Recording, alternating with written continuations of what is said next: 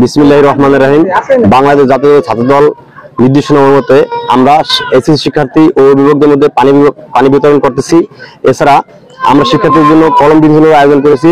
মাদারীপুর সরকারি কলেজের ছাত্রদলের পক্ষ থেকে এরকম আয়োজন যাতে অব্যাহত থাকে সেই আশা ব্যক্ত করি এবং মাদারীপুর ছাত্রদল আমাদের পাশে সর্বসময় সাহায্য সহযোগিতা থাকে সেটা আমরা কামনা করি। এরকম মানবিক কাজ আমরা সবসময় চলমান রাখতে চাই। সকলকে অসংখ্য ধন্যবাদ।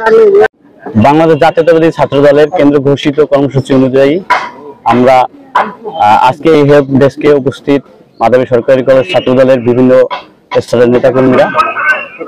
আমরা বাংলাদেশ জাতীয়তাবাদী ছাত্র দলের এরকম দৃষ্টান্তমূলক কাজের জন্য সাধুবাদ জানাই।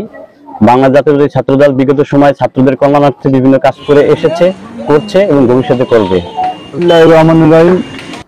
আজকে এইচএসসি ও সমমান পরীক্ষা উপলক্ষে বাংলাদেশ জাতীয়তাবাদী ছাত্রদল কেন্দ্রীয় সংসদের নির্দেশনা অনুযায়ী আমরা মাদারীপুর সরকারি কলেজ ছাত্রদল অভিভাবকদের জন্য খাবার পানি, স্যালাইন এবং শিক্ষার্থীদের জন্য পেন্সিল কলমের ব্যবস্থা করেছি।